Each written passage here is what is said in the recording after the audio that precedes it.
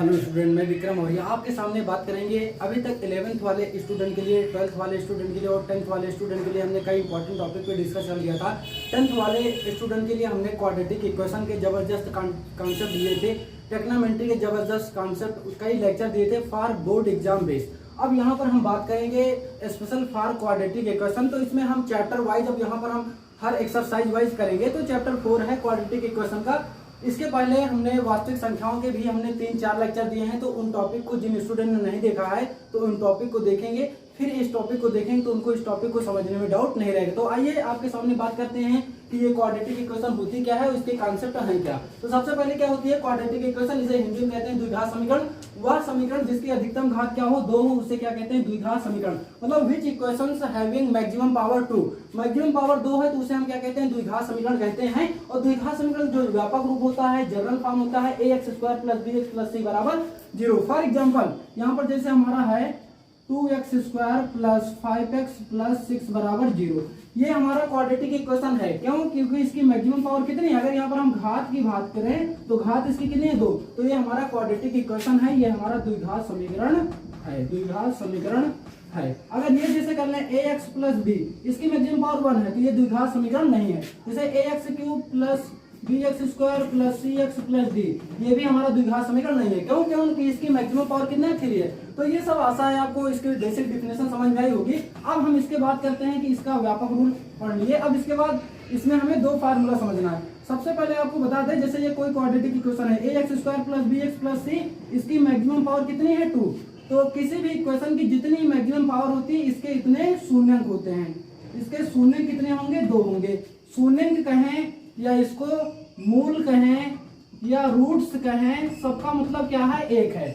इसके 2 रूट्स होते हैं, 2 शून्यंक होते हैं। पहला अल्फा होता है, दूसरा क्या होता है, बीटा होता है। पहला अल्फा होता है, दूसरा क्या होता है, बीटा होता है। तो 2 घात समीकरण के 2 शून्यंक होते हैं, पहला अल्फा होता है, दूसरा बीटा होता है। तो अब यहाँ पर पहला फार्मूला हम सीखेंगे, इसकी बेसिक जानकारी है। पहला क्या है, शून्यंकों का योगफल। शून्यंकों का योगफल, शून्यंकों का योगफल क्या होता है, शून्यंकों का योगफल इसे कहते हैं अल्फा + बीटा। अल्फा + बीटा ये बराबर क्या होता है, -b/a। मतलब यहाँ पर x का गुणांक -x का गुणांक बटे x² का गुणांक, इसी को ऐसे भी कह सकते हैं -x का गुणांक, x का गुणांक। गुणांक मतलब क्या है, x के आगे लिखी नंबर, मतलब यहाँ जैसे b है, बटे x² का गुणांक, x² का गुणांक, कोएफिशिएंट ऑफ x²। तो ये हमारा पहला फार्मूला है, अल्फा + बीटा बराबर -b/a। यहाँ पर दूसरा फार्मूला है हमारा शून्यंकों का गुणनफल। शून्यंकों का गुणनफल क्या होता है, ये होता है हमारा अल्फा × बीटा। अल्फा × बीटा बराबर क्या होता है, c/a। c क्या है, अचर पद। ये c क्या है, कांस्टेंट। अगर इसको कहें तो अचर पद बटे x² का गुणांक। ये हमारा इसकी बेसिक जानकारी थी। तो आशा यहाँ तक आपको समझ में होगा। तो हम इसके आगे थोड़ा सा इसके बता देते हैं, इसके थोड़ा सा और कॉन्सेप्ट। तो आशा है आपने यहाँ तक लिख लिया होगा, उसका स्क्रीनशॉट ले लिया होगा, एकदम मस्त से अपनी पढ़ाई को एकदम बिंदास मस्त बना रहे होंगे। तो हम आगे बात करेंगे यहाँ पर इसके कुछ और बेसिक कॉन्सेप्ट को। ये सब बेसिक है, क्वाड्रेटिक इक्वेशन का बेसिक है। और किसी चैप्टर का अगर बेसिक क्लियर है आपको तो चैप्टर को समझने में एकदम आसानी होती है। तो आप एकदम बिल्कुल topic wise, basic wise lecture को देखेंगे, जिससे आपको एकदम बिल्कुल टॉपिक वाइज समझ में आता है। अब यहाँ पर 2-3 फार्मूले हैं। इंपॉर्टेंट फैक्ट थोड़ा याद रखना है, इंपॉर्टेंट फैक्ट थोड़ा याद रखना है। यहाँ पर जैसे कभी कभी आपसे जैसे क्वाड्रेटिक इक्वेशन का जो जनरल फॉर्म होता है ax² + bx + c = 0, तो कभी आपसे इसकी वैल्यू पूछ ले, α² + β²। तो इसके लिए हमारा फार्मूला होता है α² + β² बराबर क्या होता है, अल्फा + बीटा का होल स्क्वायर -2α बीटा। ये हमारा फार्मूला है। ये कभी पूछ ले, कभी आपसे ये पूछ ले α³ + β³, तो इसका हमारा कॉन्सेप्ट क्या होता है, α³। यहाँ पर वही फार्मूला आप बेसिक क्लासों में पढ़े होंगे, a² + b² का फार्मूला, a³ + b³ का फार्मूला, a + b का होल क्यूब का फार्मूला। और ये भी, इसका भी लेक्चर हमारे YouTube पे पड़ा है। जिन स्टूडेंट नहीं देखा है तो उन टॉपिक को एकदम बिल्कुल वाइज टॉपिक को देखेंगे, जिससे उनको इस टॉपिक को, इस फार्मूले को लर्न करने में आसानी रहे। तो इसका फार्मूला क्या होता है, α³ + β³ की कभी वैल्यू निकालना तो ये हो जाएगा अल्फा + बीटा का होल क्यूब -3α बीटा ब्रैकेट में अल्फा + बीटा, ये हो जाएगा। अब इसके बाद हमारा और है, जैसे अल्फा - बीटा का अगर कभी वैल्यू आ जाए तो इसका होता है हमारा अंडर रूट अल्फा + बीटा का होल स्क्वायर -4α बीटा। ये डायरेक्ट फार्मूला है। पेपर में आपसे इक्वेशन एक दिया होगा क्वाड्रेटिक इक्वेशन, डायरेक्ट इसकी वैल्यू पूछेगा, तो इसका ये फार्मूला आपको डायरेक्ट याद होना चाहिए और इस इक्वेशन से अल्फा प्लस बीटा याद कर लेंगे, अल्फा इंटू बीटा वैल्यू रख देंगे, हो जाएगा। और यही हमारा बराबर होता है, ये पूरा हमारा डी के भी बराबर होता है, डी अपान ए, इसको हम डी अपान ए भी कह सकते हैं। डी क्या होता है, हमारा विविधकर होता है, ये अभी अभी हम आगे पढ़ेंगे भी, ये विविधकर होता है, इसको डी कहते हैं। और डी बराबर होता क्या है, बी स्क्वायर माइनस 4ac। तो आशा है यहाँ तक आपने लिख लिया होगा। अब हम पहले एक्सरसाइज के 4.a के बारे में बात करते हैं कि इसके क्वेश्चंस है क्या। तो आशा है आपने लिखना होगा, फिर आगे हम बात करते हैं। तो आशा है अभी तक आपने बेसिक कॉन्सेप्ट क्वाड्रेटिक इक्वेशन के आपको एकदम समझ में आया होगा। क्वाड्रेटिक का जनरल फॉर्म क्या है, अल्फा प्लस बीटा शून्यांकों का योगफल क्या होता है, शून्यांकों का गुणनफल क्या होता है, ये सब आपको हमने बेसिक कॉन्सेप्ट बताया। Alpha square plus beta square कभी पूछ ले तो उसको हम कैसे फाइंड आउट करेंगे, इस सब के बारे में हमने आपके सामने बिल्कुल एकदम टॉपिक वाइज डिस्कस किया है। अब हम बात करेंगे पहले एक्सरसाइज के 4.a, मतलब 4a की एक्सरसाइज पहले में। तो इसमें सबसे पहला क्वेश्चन ये पूछा जाता है कि जांच कीजिए कि क्या निम्न द्विघात समीकरण है या नहीं। आपको चेक करना है, जैसे आपको बताया कि द्विघात समीकरण कब होगा, जब उसकी अधिकतम घात कितनी हो, 2। द्विघात समीकरण किसे कहते हैं, वह समीकरण जिसकी अधिकतम घात 2 हो उसे हम द्विघात समीकरण कहते हैं। तो आशा है ये आपके सामने हमने 9 क्वेश्चन लिया है, आप इनका स्क्रीनशॉट ले लें। इसमें से आपको हम 2 से 3-4 क्वेश्चन करके बताते हैं, फिर और आप कर लेंगे। अगर कहीं पर कोई डाउट होता है तो कमेंट सेक्शन में जाकर के अपने डाउट को क्लियर करेंगे। तो आशा है आपने इसका स्क्रीनशॉट ले लिया होगा और अपनी पढ़ाई को एकदम बिंदास बना रहे होंगे। तो अब इसके बाद हम इसको पहला जैसे क्वेश्चन है इसको कैसे करते हैं इसके बारे में आपको समझाते हैं। तो आशा है आपने इनको लिख लिया होगा और एकदम बिल्कुल टॉपिक वाइज लेक्चर को देख रहे होंगे। अब इसके बाद जैसे हम इसको है तो चेक करना है, तो सबसे पहले अगर हम यहाँ पर थोड़ा सा इसको सोल्यूशन कर लें। अब यहाँ पर एक फार्मूला बन रहा है a प्लस बी का होल स्क्वायर, यहाँ पर एक फार्मूला बन रहा है a प्लस बी का होल स्क्वायर। ये फार्मूला होता है a square plus B square plus 2ab। पहले इसको सॉल्व कर लें, ये फार्मूला इसमें अप्लाई कर लें। तो a का स्क्वायर प्लस b का स्क्वायर प्लस 2ab बराबर इसका इसमें मल्टीप्लाई करें, 2 का x में 2x, 3 का 2 में 3 दूनी 6। अब इसको थोड़ा आगे सॉल्व कर लें, एक्स स्क्वायर प्लस 1 प्लस 2 का x में गुणा कर लेंगे 2x बराबर ये हो जाएगा 2x माइनस 6। अब ये 2x प्लस का ये भी 2x प्लस है, तो एक दूसरे को कैंसिल कर देंगे, तो एक दूसरे का वर्ग कर देंगे, तो ये हमारा हो जाएगा, ये 2x से 2x कैंसिल हो जाएगा, तो ये हमारा हो जाएगा एक्स स्क्वायर प्लस 1 और ये माइनस में धरा कर क्या हो जाएगा प्लस में, तो ये हमारा हो जाएगा 6 इज इक्वल 0। अब ये दोनों ऐड हो जाएंगे, तो एक्स स्क्वायर प्लस 6 7 बराबर 0। तो अब अगर इसकी मैक्सिमम पावर कितनी है 2, तो अतः द्विघात समीकरण है, लिख देंगे अतः द्विघात समीकरण है, द्विघात समीकरण है। तो ये आशा है आपको पहला क्वेश्चन समझ में आया होगा, एकदम बिल्कुल टॉपिक वाइज हमने कुछ नहीं किया, यहाँ पर केवल a प्लस बी का होल स्क्वायर लगा दिया, a का स्क्वायर मतलब x के प्लेस पे a का स्क्वायर मतलब x का स्क्वायर प्लस 1 का स्क्वायर प्लस 2ab बराबर इसका अंदर मल्टीप्लाई कर दिया, 2 का x में 2x 2 तिहाई 6 ये हो गया। अब इसके बाद इसको थोड़ा सारा कर लिया, एक्स स्क्वायर प्लस 1 का स्क्वायर 1 हो जाएगा, ये 2 का x में गुणा कर दिया 2x बराबर ये 2x से 2x कैंसिल हो गया, ये माइनस में जाएगा प्लस में 6 क्या हो जाएगा 7। तो ये आशा है आपको पहला क्वेश्चन समझ में आएगा। अब दूसरा क्वेश्चन क्या है इसको आपको हम समझाते हैं। तो आशा है आपने क्वेश्चन तो सभी पहले ही लिख लिया होगा एकदम बिल्कुल, और लेक्चर को एकदम शुरू से बिल्कुल टॉपिक वाइज देखेंगे, 20 लेक्चर को नहीं देखेंगे वरना समझ में नहीं आएगा। तो आप लेक्चर को एकदम बिल्कुल टॉपिक वाइज देखेंगे। जैसे सेकंड क्वेश्चन हमारा दिया है एक्स स्क्वायर माइनस 2x बराबर हमारा क्या था माइनस का 2 ब्रैकेट में 3 माइनस एक्स। अब इसको कैसे सॉल्व करेंगे एकदम इसमें भी बिल्कुल टॉपिक वाइज देख लें। इसमें थोड़ा सा केवल यहाँ पर हमें प्रोसेस करना है, इधर तो कुछ करना नहीं। एक्स स्क्वायर माइनस 2x बराबर ये हो जाएगा, इसका इसमें गुणा कर दे, 2 तिहाई क्या हो जाएगा 6 माइनस प्लस माइनस और माइनस माइनस क्या हो जाएगा प्लस, 2 का x में गुणा कर देंगे, ये क्या हो जाएगा 2x। अब इसको थोड़ा अब ये नहीं कैंसिल करेंगे क्योंकि ये माइनस करें प्लस में कैंसिल होगा नहीं, इसको इधर ट्रांसफर कर ले, तो हो जाएगा एक्स स्क्वायर माइनस का 2x, ये माइनस में धरा करके प्लस में हो जाएगा और ये प्लस में धरा करके माइनस में, और यहाँ क्या हो जाएगा बराबर 0। अब देखिए ये माइनस का 2x ये भी माइनस का 2x है, तो ये दोनों जुड़ जाएंगे, ये हो जाएगा हमारा एक्स स्क्वायर माइनस का 2 2 4x प्लस का 6 बराबर 0।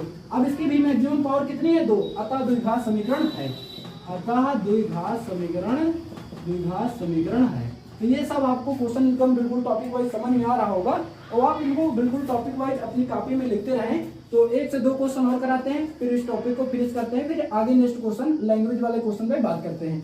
तो यहाँ तक आपने इनको बिल्कुल टॉपिक वाइज लिख लिया होगा। थर्ड क्वेश्चन क्या है इसके बारे में बात करते हैं। जैसे हमारा थर्ड क्वेश्चन क्या है, x माइनस 2 और x प्लस 1 बराबर क्या है हमारा x माइनस 1 और x प्लस 3। इसको आपको चेक करना है, जांच करना है, चेक करना है कि ये द्विघात समीकरण है कि नहीं। तो सबसे पहले इसको कैलकुलेशन, यहाँ पर मल्टीप्लाई इसका कर दे, x का x में मल्टीप्लाई, ये हो जाएगा x स्क्वायर, x का 1 में मल्टीप्लाई, ये प्लस प्लस प्लस x का 1 में मल्टीप्लाई करेंगे x, माइनस प्लस माइनस 2 का x में गुणा करेंगे 2x, माइनस प्लस माइनस 2 एक अन्नम 2। यही कैलकुलेशन इधर भी कर लें, x का x में मल्टीप्लाई x स्क्वायर, x का 3 में मल्टीप्लाई 3x, माइनस 1 का x में multiply minus x, minus plus minus 3 का नाम 3।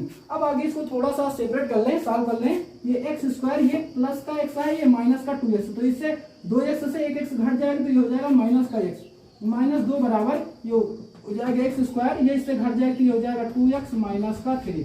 अब ये x स्क्वायर है, ये भी x स्क्वायर, ये भी स्क्वायर, दोनों बराबर हैं और बराबर के इधर उधर है, एक दूसरे क्या हो जाएंगे, कैंसिल हो जाएंगे। तो अब ये हो जाएगा माइनस का x माइनस का 2, ये प्लस में इधर आकर के माइनस में हो जाएगी, ये माइनस में इधर आकर के प्लस में हो जाएगा। तो ऐसा है, आपको समझ में होगा, ये माइनस का x है, ये माइनस का 2x है, तो ये हो जाएगा माइनस का 3x, ये माइनस का 2 है, ये प्लस का 3 है, तो इससे घट जाएगा, प्लस का 1 आ जाएगा। अब देखिए इसकी मैक्सिमम पावर 2 है ही नहीं, तो it is not quadratic equation, अतः द्विघात समीकरण नहीं है। तो यही लिख दें अतः द्विघात समीकरण नहीं है, द्विघात समीकरण नहीं है। तो आशा है आपको समझ में होगा चेक करने में कि कब द्विघात समीकरण होगी कब नहीं होगी, तो आशा है। और नेक्स्ट क्वेश्चन जो है उनको कर लेंगे आप बिल्कुल टॉपिक वाइज, और आगे हम लैंग्वेज वाले क्वेश्चन आपके सामने करके बताते हैं। तो आशा है वहां तक आपको जांच करना क्वाड्रेटिक इक्वेशन का जनरल फॉर्म क्या होता है, जांच करना कि द्विघात समीकरण है या नहीं, ये समझ में आया होगा। अब यहाँ पर क्या है, निम्न स्थितियों को द्विघात समीकरण के रूप में लिखिए। मतलब ये आपको कुछ कंडीशन दिया है, कुछ सिचुएशन दिया है, इनको आपको द्विघात समीकरण के रूप में लिखना है, उसको सॉल्व नहीं करना है, केवल आपको लिख देना है बस। तो आइए बात करते हैं कि ये कॉन्सेप्ट क्या है। तो जैसे ये कह रहा है कि दो क्रमागत धनात्मक पूर्णांकों का गुणनफल 306 है, हमें पूर्णांक को ज्ञात करना है। तो यहाँ पर क्रमागत, एक वर्ड आपको थोड़ा सा समझा दें, क्रमागत का मतलब क्या होता है, क्रम से। क्रमागत का मतलब कुछ और नहीं भैया, क्रमागत का मतलब क्या है, क्रम से। जैसे एक के बाद दो, जैसे एक के बाद 2 आता है, 2 के बाद 3 आता है, 3 के बाद 4 आता है, 4 के बाद 5 आता है, ये क्रमागत है, ये क्रमागत, इसको कहते हैं क्रम से। जैसे x मान लें, x के बाद क्या आएगा, x प्लस 1 आएगा, फिर x प्लस 2, x प्लस 3, इसको कहते हैं क्रमागत। तो आशा है आपको ये क्रमागत वर्ड समझ में आ गया होगा कि क्रमागत का मतलब क्या है। तो अब जैसे यहाँ पर दो क्रमागत पूर्णांक है, तो पहले मान लें कि माना पहली क्रमागत धनात्मक पूर्णांक, पहली क्रमागत धनात्मक पूर्णांक क्या है, x, ये x सेलेक्ट कर लें। अब दूसरी मान लें कि माना दूसरी क्रमागत धनात्मक पूर्णांक, दूसरी क्रमागत धनात्मक पूर्णांक क्या हो जाएगा, देखो क्रमागत का मतलब क्रम से, x है तो x के बाद क्या आएगा, x प्लस 1 आएगा, तो ये हो जाएगा x प्लस 1। अब यहाँ पर कह रहा है कि दोनों का गुणनफल, गुणनफल मतलब होता है गुणा, गुणनफल मतलब इसका और इसका प्रोडक्ट, दिस है। तो प्रश्नानुसार यहाँ लिखेंगे अकॉर्डिंग टू क्वेश्चन, क्या कह रहा है, प्रश्नानुसार कह रहा है दोनों पूर्णांकों का गुणनफल, मतलब x इंटू x प्लस 1 बराबर कितना दिया है, 306। अब इसका अंदर गुणा कर दे, x का x में गुणा x स्क्वायर, x का 1 में गुणा x बराबर 306, ये प्लस में इधर आकर क्या हो जाएगा, माइनस में x square plus x minus का 306 बराबर 0। यही हमारा क्या होगा, ये देखो द्विघात समीकरण, इसकी मैक्सिमम पावर 2 है, तो ये द्विघात समीकरण है, यही क्या हो गया, हमारा आंसर होगा। अब नेक्स्ट क्वेश्चन क्या है, इसके बारे में बात करते हैं। तो पहला क्वेश्चन आपको समझ में आ गया होगा क्रमागत पूर्णांक का, तो आशा है नेक्स्ट क्वेश्चन आपके बारे में बात करते हैं। अगर पहला क्वेश्चन आपको समझ में आएगा, अगर आपके लिए वीडियो हेल्पफुल है तो अपने कमेंट्स को बताना जरूर ना भूलें। तो ये सेकंड क्वेश्चन क्या है, इसके बारे में बात करते हैं। जैसे एक रेलगाड़ी, यहाँ पर रेलगाड़ी वाला क्वेश्चन बोर्ड पेपर के लिए बड़ा इंपॉर्टेंट बन जाता है। ये वाला क्वेश्चन बोर्ड पेपर में 4 मार्क्स में एक जरूर आता है बोर्ड पेपर में, तो इंपॉर्टेंट क्वेश्चन है, आप इनको समझेंगे क्योंकि कॉन्सेप्ट समझना बहुत जरूरी है। एक रेलगाड़ी 480 किलोमीटर की दूरी समान चाल से तय करती है, यदि इसकी चाल 8 किलोमीटर प्रति घंटा कम होती तो वह उसी दूरी को, मतलब यहाँ पर वर्ड समझना है, दूरी यही जाना है 480, तो तय करने में 3 घंटे अधिक लेती, मतलब उसको 3 घंटा ज्यादा लगता। अब सबसे पहले हम यहाँ पर रेलगाड़ी की चाल ज्ञात करना है, तो पहले यहाँ पर सॉल्यूशन लेट कर लें, सॉल्यूशन, यहाँ पर सॉल्यूशन डालेंगे क्योंकि बोर्ड पेपर में स्टेप मार्किंग चलती है, तो यहाँ पर सॉल्यूशन या हल इसको जरूर डालेंगे। तो जैसे यहाँ पर पहले हम लेट कर देंगे कि माना रेलगाड़ी की चाल, माना रेलगाड़ी की सामान्य चाल, या इसको सामान्य चाल भी कह सकते हैं, या रेलगाड़ी की चाल। रेलगाड़ी की चाल कितना है, x किलोमीटर प्रति घंटा। इसके पहले आपको हम थोड़ा सा एक ब्रीफ इंट्रोडक्शन, इसका फार्मूला बता दें। यहाँ पर आपको एक फार्मूला याद होना चाहिए, समय बराबर दूरी बटा चाल। ये फार्मूला आपको याद है। आप मैथ के स्टूडेंट हैं, यहाँ पर ये भाग में यहाँ पर अगर गुणा में आ जाए तो चाल बराबर क्या आ जाएगा, दूरी बटा समय। ये सब फार्मूला आपको थोड़ा सा अपने नॉलेज में इंप्रूव में याद रखना है। समय बराबर दूरी बटा चाल, चाल बराबर दूरी बटा समय, और कभी दूरी की बात हो तो दूरी बराबर क्या होता है, चाल गुणा समय। ये आपको फार्मूला थोड़ा सा लर्न करना जरूरी है, क्योंकि ये बेसिक कॉन्सेप्ट है, बेसिक क्लियर होना बहुत जरूरी है। तो अब बात करते हैं, जैसे मान लिया कि माना रेलगाड़ी की चाल x किलोमीटर प्रति घंटा।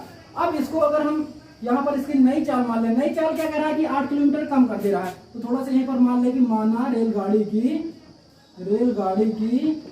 नई चाल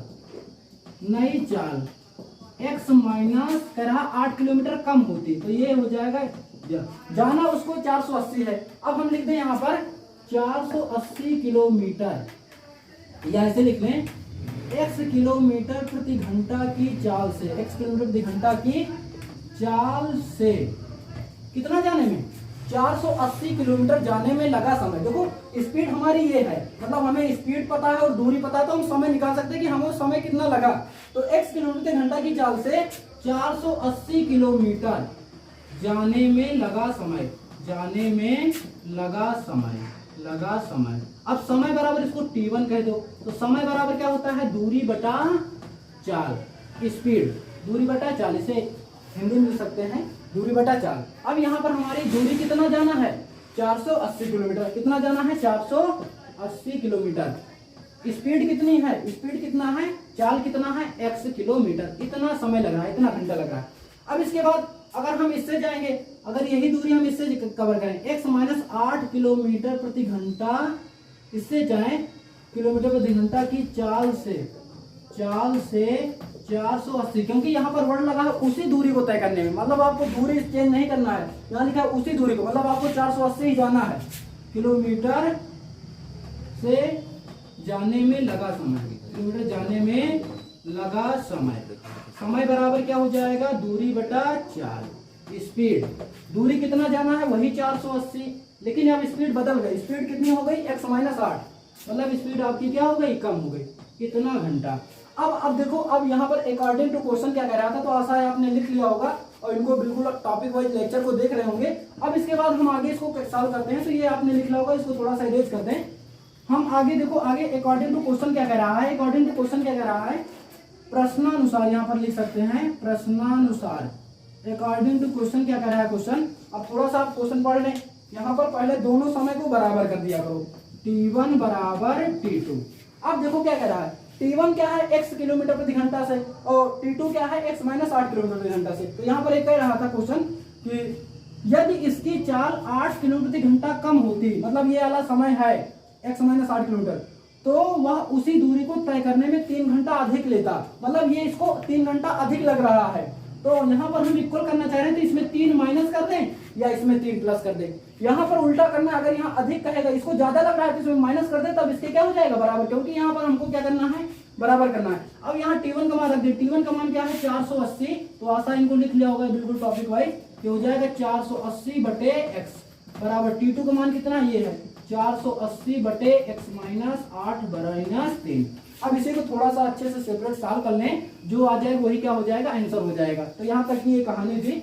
अब इसके बाद आगे इसको सॉल्व कर लें, ये हो जाएगा 480 बटे x, ये प्लस में है, इसका ट्रांसफर हो जाएगा, प्लस में इधर आ जाएगा तो क्या हो जाएगा, माइनस में x माइनस 8 बराबर माइनस का 3। कोई चीज इधर प्लस में इधर आएगी माइनस में, कोई चीज इधर गुणा में इधर आकर भाग, मतलब चेंज हो जाएगा। अब इसमें देखिए तो 480 क्या है, कॉमन है, तो कॉमन ले लेंगे, तो ये हो जाएगा हमारा 1/x माइनस 1/x माइनस 8 बराबर माइनस का 3। इसको थोड़ा सा आगे सॉल्व कर लें, तो आशा यहाँ तक आपको समझ में आएगा बिल्कुल टॉपिक वाइज। यहाँ पर हमने वैल्यू रख दी, ये प्लस में था, इधर लगा लिया माइनस में, यहाँ 480, यहाँ से 480 कॉमन ले लिया, तो यहाँ पर 1/x बच गया, यहाँ पर 1/x माइनस 8 बच गया। अब इसका क्रॉस मल्टीप्लाई, इसका इसमें मल्टीप्लाई, इसका इसमें मल्टीप्लाई कर दे, तो ये हो जाएगा हमारा 480, इसका क्रॉस मल्टीप्लाई इसका इसमें हो जाएगा, तो x माइनस 8 इसका इसमें मल्टीप्लाई हो जाएगा माइनस का x बटे में हो जाएगा x माइनस 8, ये हो जाएगा बराबर क्या हो जाएगा माइनस का 3। थोड़ा सॉल्व कर ले।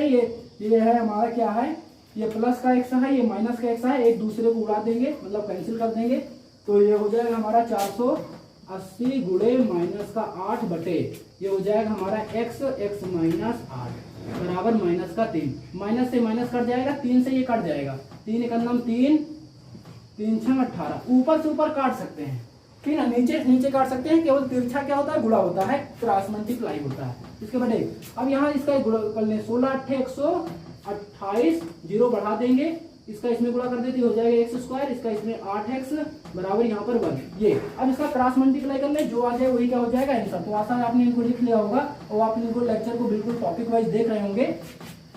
अब इसके बाद आगे सॉल्व कर ले तो ये हो जाएगा 1280 बटे एक्स स्क्वायर माइनस 8x बराबर 1/1। इसका इसमें गुणा, इसका इसमें, तो इसका हो जाएगा 1280 बराबर एक्स स्क्वायर माइनस 8x, ये प्लस में जाकर क्या हो जाएगा माइनस में, तो हो जाएगा x square minus 8x minus 1280 बराबर 0। तो यही इसका क्या हो गया, इसकी मैक्सिमम पावर 2 है, तो ये क्वाड्रेटिक इक्वेशन के रूप में है। तो आशा है आपको सेकंड क्वेश्चन समझ में आएगा। नेक्स्ट क्वेश्चन क्या है इसके बारे में बात करते हैं।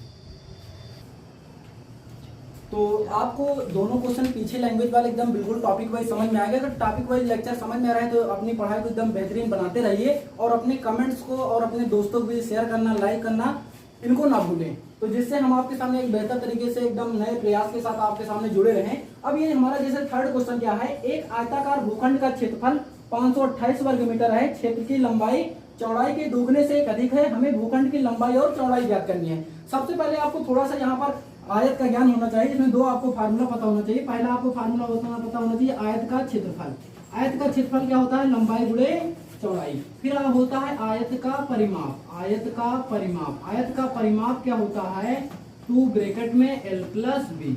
ये दो फार्मूला आपको याद रखना है। इस क्वेश्चन में ये पहला फार्मूला लगेगा, तो आशा है आपने इनको लिख लिया होगा, इसका स्क्रीनशॉट ले लिया होगा। अब इसके बाद हम बात करते हैं, अब देखो यहाँ पर क्या कह रहा है, वर्ड को पकड़ेंगे। क्षेत्र की लंबाई चौड़ाई के दोगुने से एक अधिक है, मतलब लंबाई जो है वो दोगुने से एक अधिक है। तो जो चौड़ाई पहले हम लेट कर लें, मान लें कि माना चौड़ाई क्या है, माना चौड़ाई कितनी है, x है, x मीटर है।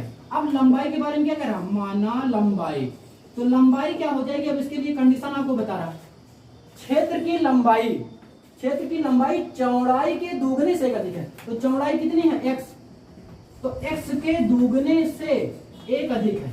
वर्ड को पकड़ेंगे, क्षेत्र की लंबाई चौड़ाई के दोगुने से, चौड़ाई का x है तो x के दोगुने से एक अधिक है, तो एक प्लस कर दिए, तो ये हमारा हो जाएगा 2x प्लस 1 मीटर। अब आगे क्या कर रहा है, प्रश्नानुसार।